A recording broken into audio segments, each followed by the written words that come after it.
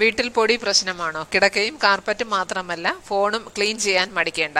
വീട്ടിനുള്ളിലെ പൊടിയുടെ 2/3 ഭാഗവും വീട്ടിന് പുറത്തു നിന്നെത്തുന്നു എന്നാണ് scienceFocus.com പറയുന്നത്. നമ്മുടെ പാദങ്ങൾക്കൊപ്പം അകത്തെത്തുന്നതും വായുവിലൂടെ അടിച്ചു വരുന്നതും. വായുവിന്റെ ഏറ്റവും സാവധാനമുള്ള ചലനത്തിനനുസരിച്ച് പോലും ഈ പൊടികൾ ഒഴുകി നീങ്ങും. മുറിയിലെ എല്ലാ വസ്തുക്കളിലും ഇടങ്ങളിലും അവ അമരും. പൊടി പൂർണ്ണമായും നീക്കാനാവില്ല, എന്നാൽ വീടിനുള്ളിലെ പൊടിയുടെ അളവ് കുറയ്ക്കാനാവും. പൊടിയുമായുള്ള ദീർഘകാല യുദ്ധമാണ് വീട് വൃത്തിയാക്കുന്നതിലെ ഏറ്റവും വലിയ വെല്ലുവിളി. കൃത്യതയോടെ ഉചിതമായ ഉപകരണങ്ങളും ഉപയോഗിച്ചുള്ള ക്ലീനിംഗ് ആണ് ആവശ്യം. TV പോലുള്ള ഇലക്ട്രോണിക് ഉപകരണങ്ങളിൽ വളരെ വേഗം പൊടിയടിയും. ഉപകരണം സ്വിച്ച് ഓഫ് ആക്കിയ ശേഷം മൈക്രോ ഫൈബർ ക്ലീനിംഗ് തുണി ഉപയോഗിച്ച് പൊടി തട്ടുക.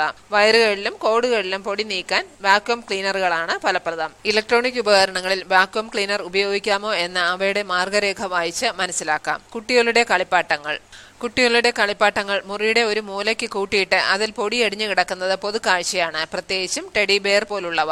വാഷിംഗ് മെഷീനിലിട്ട് അലക്കുമ്പോൾ ഇവയുടെ ഭംഗി നഷ്ടപ്പെട്ടേക്കാം. പകരം സ്വല്പം ബേക്കിംഗ് പൗഡർ വെള്ളത്തിൽ നന്നായി ലയിപ്പിച്ച് വലിയ പ്ലാസ്റ്റിക് കവറിലൊഴിച്ച് കളിപ്പാട്ടങ്ങൾ അതിലിട്ട് കുലുക്കി കഴുകുന്നതാവും നല്ലത്. ഓമനിച്ച് വളർത്തുന്ന പൂച്ചയുടെയും നായയുടെയും ഒക്കെ ദേഹത്ത് നിന്ന് കൊഴിയുന്ന രോമവും പൊടിയും ചിലരിലെങ്കിലും അലർജിക്ക് കാരണമാവുന്നുണ്ട്. ആരോഗ്യ പ്രശ്നമുള്ളവർ ഫർണിച്ചറുകളിലും കിടക്കയിലും കാർപ്പറ്റിലും ഇവയെ അനുവദിക്കരുത്. കൃത്യമായി ക്ലീൻ ചെയ്യുക.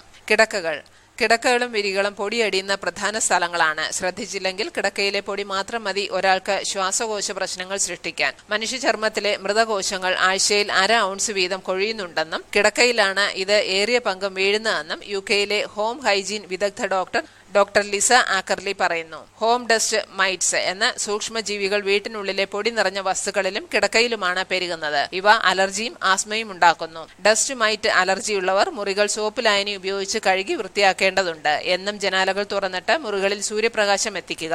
തലയിണ ഉറകൾ, കിടക്കവിരികൾ, കമ്പിളി പുതപ്പ്, കർട്ടൻ, ചവിട്ടികൾ തുടങ്ങിയവ ആഴ്ചയിലൊരിക്കലെങ്കിലും കഴുകി ഉണക്കുക. ഇസ്തിരിയിടുന്നതും മൈറ്റിനെ നശിപ്പിക്കാൻ സഹായിക്കും. തുണികൾ വയ്ക്കുന്ന ഷെൽഫുകളിൽ പൊടി സ്വാഭാവികമായി നിറയും. ഓരോ പ്രാവശ്യവും ഷെൽഫ് തുറന്നടയ്ക്കുമ്പോൾ പൊടിയുടെ ഒഴുക്ക് പുറത്തേക്കുണ്ടാവുന്നു. കഴിയുന്നതും തുണികൾ ഹാങ്ങറുകളിൽ തൂക്കിയിടുക. മറ്റൊരു ഉപായം വസ്ത്രങ്ങൾ മടക്കി സൂക്ഷിക്കാനുള്ള ഓർഗനൈസർ പ്ലാസ്റ്റിക് ബാഗുകളാണ്. സിബുള്ള ഭംഗിയുള്ള അത്തരം പ്ലാസ്റ്റിക് ബാഗുകൾ വിപണിയിലുണ്ട്. ഷെൽഫിന്റെ തറഭാഗവും പൊടി കളയാൻ ശ്രദ്ധിക്കണം. കാർപ്പറ്റ്.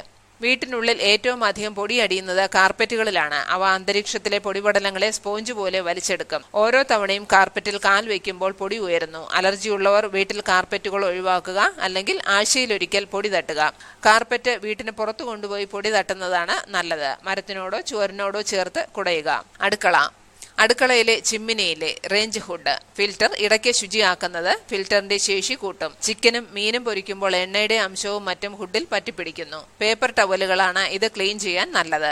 ചൂടുവെള്ളത്തിൽ ആന്റി ഗ്രീസ് ഡിഷ് സോപ്പ് ചേർത്ത് തുടച്ചാൽ എണ്ണ നീങ്ങും. ഹുഡിനുള്ളിലെ കറുത്ത പാടുകൾ നീക്കാൻ സ്ക്രബിംഗ് പാഡാണ് ഉചിതം. ബേക്കിംഗ് സോഡ കലർത്തിയ ഇളം ചൂടുവെള്ളത്തിൽ മുക്കി തുടയ്ക്കുക. ഇനി ഫിൽറ്റർ ക്ലീൻ ചെയ്യാം. ഊരിയെടുക്കാവുന്ന ഫിൽറ്റർ ആണെങ്കിൽ സിങ്കിൽ ചൂടുവെള്ളം നിറച്ച് 1/4 സ്പൂൺ ബേക്കിംഗ് സോഡയും 1 സ്പൂൺ ആന്റി ഗ്രീസ് സോപ്പും കലർത്തി അതിനാഴ്ത്തി വയ്ക്കുക. 20 മിനിറ്റിന് ശേഷം ക്ലീൻ ചെയ്യാം. മാസത്തിലൊരിക്കലെങ്കിലും ഫ്രിഡ്ജിന്റെ ഉൾവശം വൃത്തിയാക്കണം. ബേക്കിംഗ് സോഡയും ചെറുനാരങ്ങ നീരും കലർത്തിയ വെള്ളത്തിൽ തുണി നനച്ച് തുടയ്ക്കാം. ആഴ്ചയിൽ ഒരു തവണയെങ്കിലും വെജിറ്റബിൾ ഫ്രൂട്ട് ട്രേ കഴുകണം. ഡിഷ് സ്പോഞ്ചുകളും അടുക്കളയിൽ ഉപയോഗിക്കുന്ന ക്ലീനിംഗ് തുണികളും ആഴ്ചയിലൊരിക്കൽ ക്ലീനിംഗ് ലോഷൻ ഉപയോഗിച്ച് വൃത്തിയാക്കുക. പറ്റുമെങ്കിൽ വെയിലത്തിട്ട് ഉണക്കുക. ഫോണും കമ്പ്യൂട്ടറും. ഫോൺ സെറ്റുകളും ഇടയ്ക്കൊന്ന് ക്ലീൻ ആക്കണം. ഫോണിന് ലെതർ കേസ് ആണെങ്കിൽ ബാക്ടീരിയ ഉണ്ടാവാൻ സാധ്യതയേറും. സ്ക്രീൻ വൈപ്പ് ഉപയോഗിച്ച് ഫോൺ ക്ലീൻ ചെയ്യുക. അണുബാധയ്ക്ക് സാധ്യതയുള്ളതിനാൽ കഴിയുന്നതും ടോയ്ലറ്റിലേക്ക് ഫോൺ എടുക്കുന്നത് ഒഴിവാക്കുക.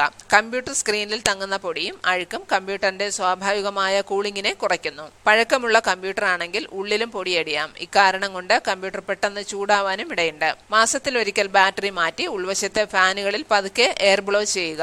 ലാപ്ടോപ്പിനടുത്തിരുന്ന് വല്ലതും കുറയ്ക്കുന്ന സ്വഭാവമുണ്ടോ? ഭക്ഷണാവശിഷ്ടങ്ങൾ വീണ് കീബോർഡ് ശരിയായി പ്രവർത്തിക്കാതെ വരാം. കീബോർഡ് ക്ലീനിങ്ങിനും എയർ ബ്ലോവർ ഉപയോഗിക്കാം. വിവരങ്ങൾക്ക് കടപ്പാട് ഡോക്ടർ അർഷാദ് കല്യാത്ത്, പൾമണോളജിസ്റ്റ്, തിരുവനന്തപുരം.